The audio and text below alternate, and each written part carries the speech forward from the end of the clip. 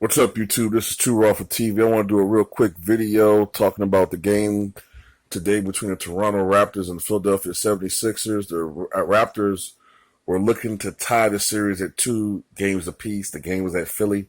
Philly was looking to take a commanding 3-1 series lead.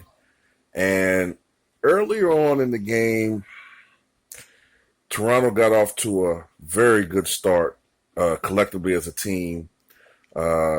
Especially, I remember Kawhi Leonard. Pascal Siakam, he wasn't right. He actually ended up playing in this game, but he wasn't right. He wasn't his normal. He wasn't normal domineering all-star level self. You know what I'm saying? I think he started off real shaky offensively. And Philadelphia, in the latter parts of the first quarter, they got it going. I think at the end of the first quarter, I think the Raptors led. I think it was 22-19 or it was something like that. For the Sixers in this game, JJ Redick got it going. He had a really good game. I think he had 19 points, 4-7 from 3-point range. But the big story for the Sixers, man, was the struggles with Joel Embiid. Joel Embiid, I think, only had 7 points. I think it was 2 of 7 from the floor. He took 7 shots. I think he had like 9 rebounds or 8 rebounds. It was a total mirror image of, total reversal of what he did in Game 3. That's the game when you had Mark Jackson proclaiming him the most skilled big man ever. You know what I'm saying? And he'll go down as one of the best centers of all time. And, I just don't like that type of talk, man. I think it's living in the moment, okay? I think it's living in the moment when you do that shit, all right? And you got to remember, it was just a conversation about whether or not he was even the best center in the NBA a couple of years ago, whether it was him or DeMarcus Cousins. You know what I'm saying? So, come on, man. Kawhi Leonard was absolutely remarkable, man. He missed some free throws down the stretch, but it didn't really matter. Kawhi Leonard, I think he had like 39 points, 14 rebounds. He did turn the ball over a lot, man, but he was unbelievable. But that was a cold-blooded three-pointer that he hit over 2 defenders toward the end of the game to give the Raptors like a 7-point lead or something like that.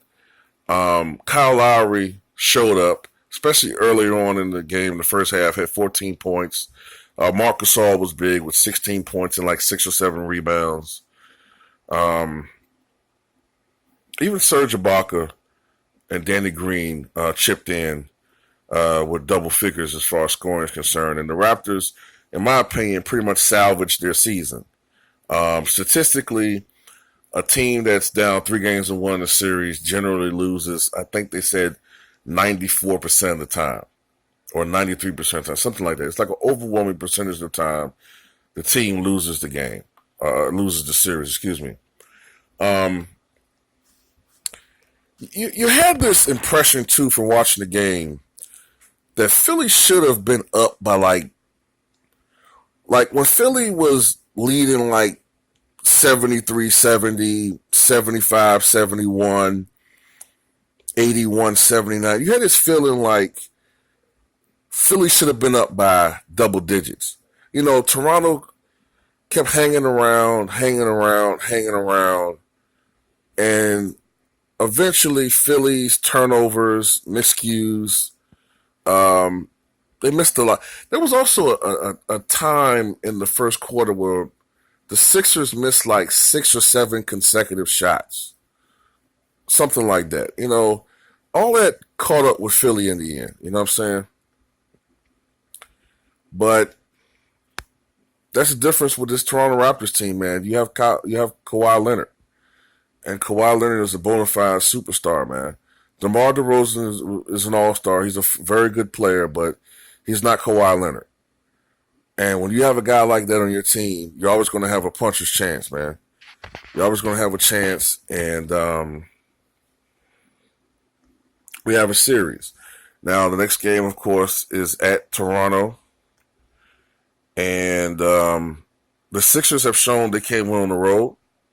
So this series is still a dogfight. at this point, man,